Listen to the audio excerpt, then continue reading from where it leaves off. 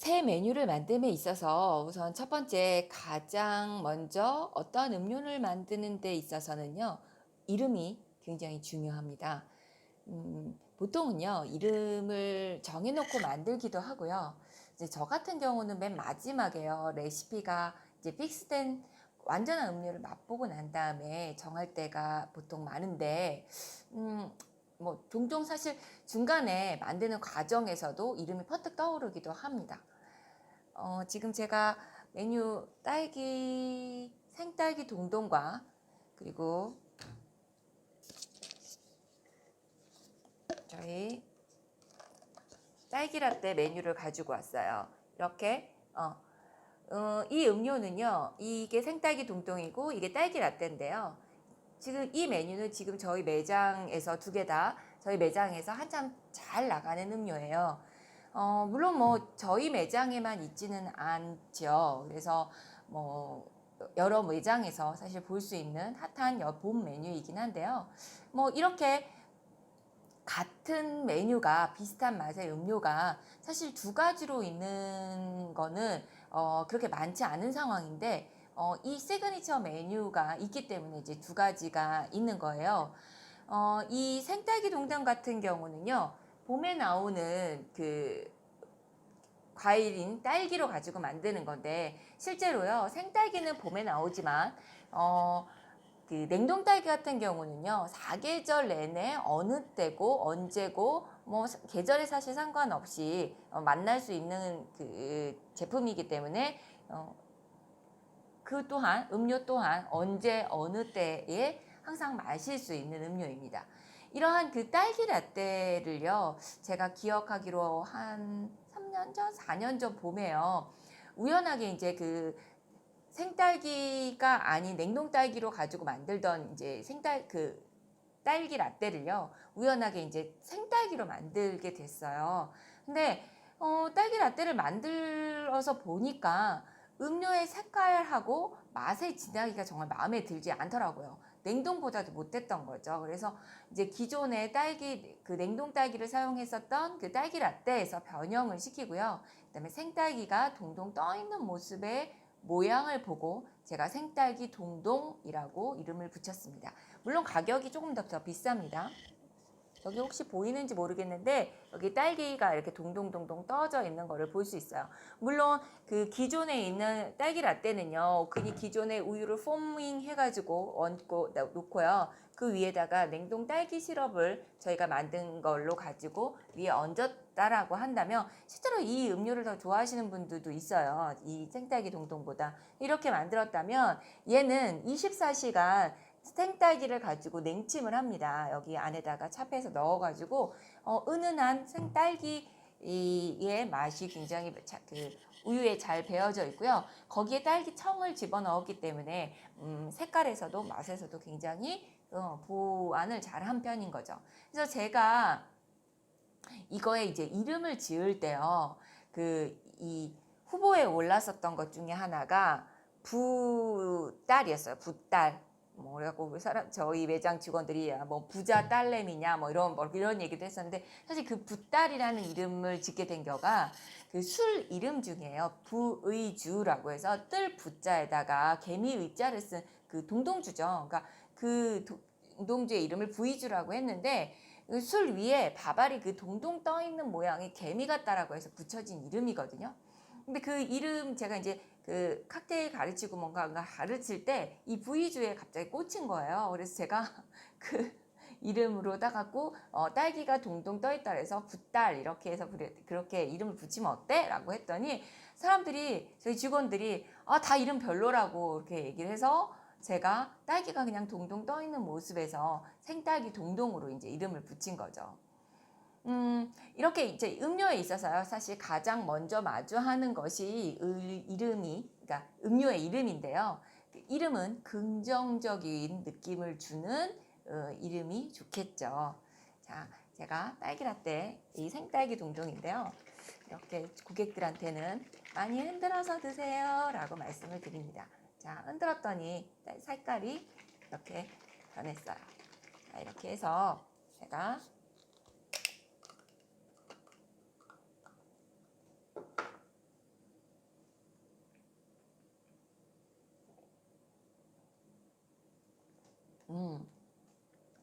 이 야심한 밤에 먹는, 눈도 잘 안 떠지는 야심한 밤에 먹는 생딸기 동동은 톡톡 튀는 맛도 있고요.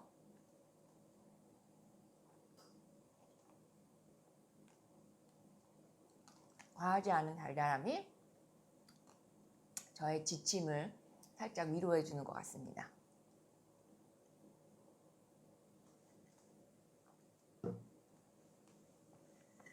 맛있네요.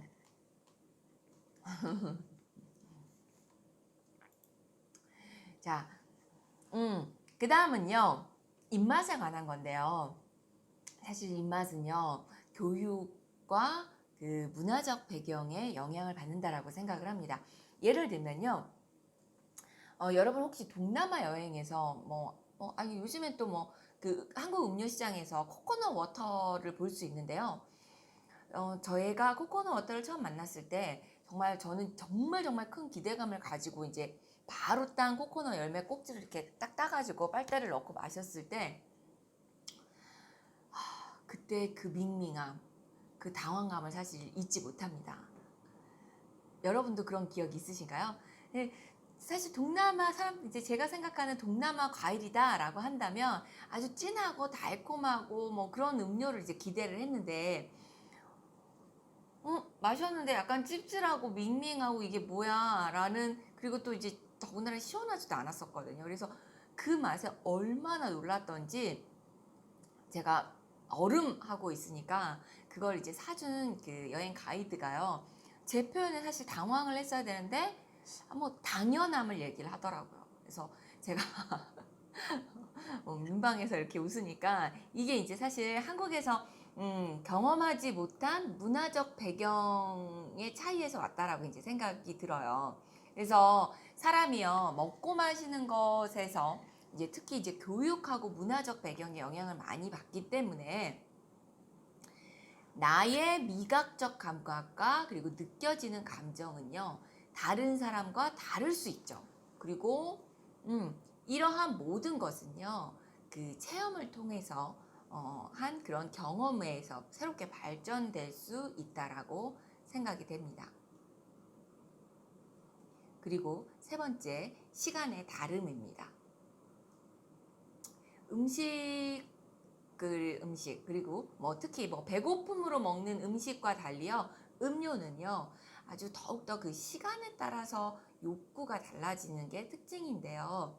예를 들면 아침에는요 머리를 아주 맑게 해줄 음료가 필요하고요, 점심 전에는 배고픔을 사실 달래줄 라떼 같은 음료가 필요하다면 저녁에는요 숙면을 방해받지 않고, 그리고 요즘에 칼로리에도 이제 신경을 써야 되는 음료를 마시는 거죠. 이렇게 하루의 그 시간의 다름도 있지만 그 계절의 시간도 좀 다른데 당연히요, 더운 날에는 시원한 음료가, 그리고 추운 날에는 따뜻하게 몸을 녹여줄 음료가 필요하죠. 요즘에는 에어컨도 있고 잘 돼 있고 히터도 잘 돼서 그 경계가 사실 모호해지는 경향이 없지 않아 있지만요. 그래도 나이가 어린 사람들이 많은 곳, 대학가 같은 경우는요, 사계절 아이스가 잘 나가고요. 그리고 나이가 많은 사람들이 많이 모이는 곳은 사계절 핫 음료가 잘 팔리는 경향을 볼 수 있습니다. 그래서 대학가 같은 경우는 스무디 같은 음료가 종류가 많고요. 그리고 나이가 든 사람이 많이 가는 그 교외에 경치 좋은 곳 있잖아요. 그런 카페에서는요, 따뜻한 과일티 같은 메뉴가 많이 판매되고 있습니다. 그리고 네 번째, 재료는요, 거짓 맛을 하지 않는다는 거예요. 마시는 음료도요, 먹는 거이기 때문에요, 그 섞어지는 음료를 만든다 하더라도요, 재료는 거짓 맛을 내지는 않습니다. 저는 적어도 그렇다고 생각합니다. 그래서 음료에서요, 시판용 시럽과 그냥 소스, 파우더 같은 것들이 있더라도요, 그 고객들이 훨씬 더 풍부한 맛을 내는 예를 들면 지금 좀 전에 얘기했던 생딸기라든지 생포도라든지 생레몬, 생자몽 이러한 음료, 이런 그 것들을 이용해서 음료를 더 비싼 돈을 주고 사 마시는 거죠. 그래서 우리는 이러한 의미에서 그 생과일을 이용한 과일청을 담아서 그 시판용 시럽과 소스의 색, 맛 이런 차이를 구별을 해볼 겁니다. 물론요, 그 생과일이 가지고 있는 그 장점에서, 그러니까 생과일이 가지고 있는 특징이 에서요, 소스보다 그 생과일이 뭐 색이 더 잘 나오지 않는 경우가 더 많고요. 또 맛의 보완이 필요한 경우가 되게 많이 있어요. 그래서 그 음료를 만드는 믹솔로지스트의 역할이 굉장히 중요하고 더 필요한 것을 볼 수 있다라고 생각을 합니다.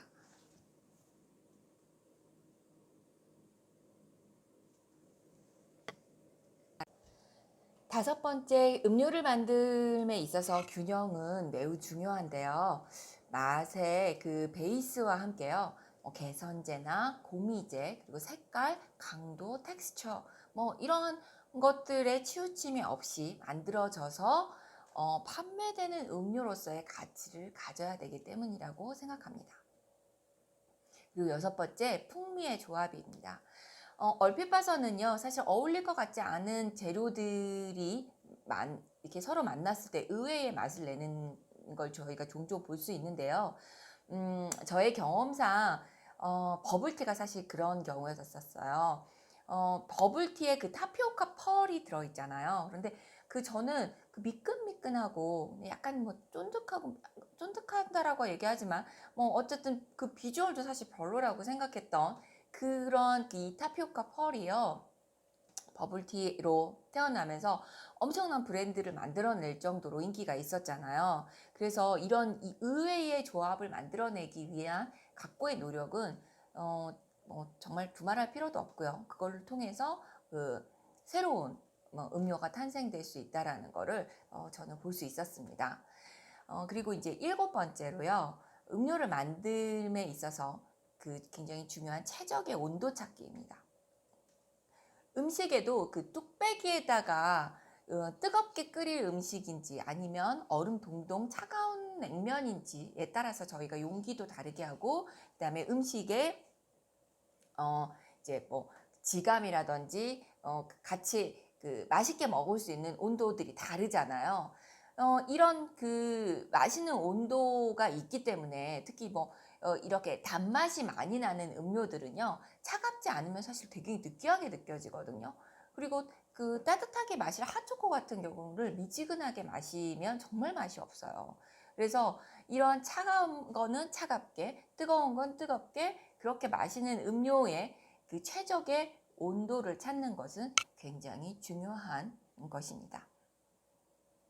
이렇게 여러 가지 제가 7가지 정도 얘기를 했었는데요. 이렇게 이러한 것들을 참고해서 음료를 새로 뭔가를 만들어낸다는 것은요, 그 만들어내는 사람이 가진 다양한 사실 경험을 통해서 공부를 하고 여기저기 다녀보고 그걸 통해서 이제 나오는 결과물이라고 생각이 들어요.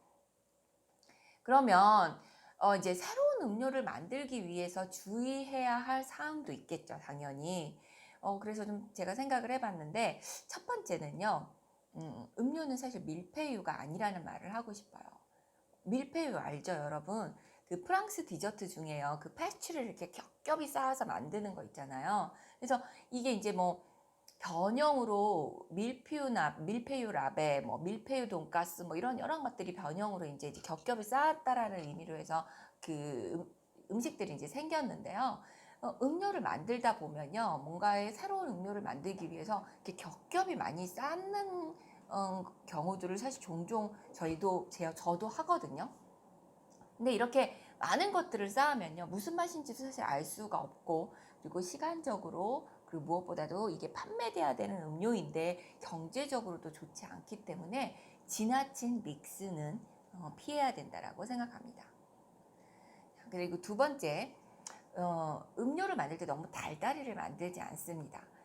안 그래도요, 음료에 설탕 과다는 주의를 요하죠. 그리고 특히 색을 내기 위한 인공 시럽 같은 경우는요, 또 뭐 리큐르도 마찬가지고요. 그런 것들은 굉장히 설탕이 많이 들어가 있기 때문에 조심해서 만들어야 돼요. 여러분들 이제 제가 과일청 만들 때 보면 알겠지만 거의 과일청은 동량의 설탕이 들어가거든요. 설탕 들어가는 용량을 이렇게 붓다 보면 막 깜짝 놀랄 때가 있어요. 그래서 이런 것들이 설탕 과다가 되지 않게 맛이 달달이가 되지 않도록 주의해야 된다는 거죠. 밸런스를 맞춰야 된다는 거죠. 그리고 이제 세 번째요. 정확한 양의 재료를 사실 사용을 해야 돼요. 이게 혼자서 내가 집에서 그냥 만드는 홈메이킹 하는 거가 아니잖아요. 이게 상품으로 전달되고 판매되는 음료이기 때문에요. 이게 정확한 레시피가 있어야 되고요. 그리고 또 누구나 만들어도 같은 맛이 나야 되는 거를 원칙으로 삼고 있어서 아주 정확한 양의 재료를 사용한 레시피는 있어야 된다는 거예요. 자, 이렇게 이런 것들을 만들기 위해서 사실 제가 생각해 봤을 때 음료의 구성 요소를 이해하면 쉽다라고 생각이 듭니다. 그래서 제가 이제 음료의 구성 요소를 좀 살펴보면 첫 번째는 사실 베이스라고 말하고 싶어요. 커피 음료라고 하면 베이스가 당연히 뭐죠? 맞아요. 에스프레소 베이스가 될 수 있겠죠. 그래서 이 베이스는요, 음료의 방향을, 1차적 방향을 제시를 하고, 그 다음에 음료가 가진 맛과 향, 그리고 이제 색깔의 가장 기본적인 특성을 결정하는 역할을 한다라고 생각을 합니다. 제일 중요하겠죠. 그리고 두 번째는요, 바디라고 불려지는 개선제라고 말하고 싶어요. 베이스의 재료를요, 다른 재료와 섞어주는 역할을 하는 걸로, 이제 커피 음료를 예를 든다면, 우유라든지 크림이라든지 아니면 과일 에이드 같은 경우는 소다수라든지 탄산주스라든지 이런 것들이 모두 개선제가 될 수 있다고 봅니다. 그리고 이제 세 번째는요, 저희가 첨가제라고 불려지는 고미제라고 저는 생각을 하는데요. 음료에서 만약에 색만 있고 맛은 있는데 향이 없다라고 하면 음료가 가진 매력은 사실 반감될 거라고 생각이 들어요. 그래서 향을 제시하거나 색깔을 입히는 역할을 하는 이 고미제의 역할이 굉장히 큰데, 커피 음료를 예를 든다면 우리 카푸치노에서요, 시나몬 파우더가 고미제의 대표라고 생각이 들어요. 그리고 우리 그때 한 2년 전인가 블루 레모네이드가 한때 엄청 유행을 했었을 때가 있었거든요. 블루 레모네이드에 들어가는 파란색이 시원해 보여지는 느낌을 주는 거였었어요. 그래서 이 블루키라소라는 블루색을 내는 시럽을 집어넣었는데, 여기에다 집어넣으면서 색깔 그리고 약간의, 이건 오렌지 껍질을 만들기 때문에 약간의 향의 터치도 같이 집어넣는 고미제의 역할을 했어요. 그래서 만약에 블루 레모네이드의 베이스를 레몬이라고 한다면 마디는 탄산수가 될 수 있겠고요. 그리고 첨가제로, 고미제로 블루키라소 시럽을 이렇게 예로 들 수 있을 것 같습니다. 자, 이렇게요. 음료의 구성 요소를 알고서 최종 목표는 뭐예요? 그렇죠. 맛있는 한 잔의 음료를 만들기 위한 거죠. 그래서 그걸 위해서 단맛, 신맛, 쓴맛을 조절해서 최적의 조합을 찾아내는 겁니다. 그렇죠. 네, 자, 이렇게 새로운 음료를 만들기 위한 계획은요, 여기까지 수업을 하도록 할 거고요. 저희가 이제 실습 수업으로 여러 가지 과일청을 만들어서 새로운 음료를 만들기 위한 베이스를 만들어 보도록 하겠습니다.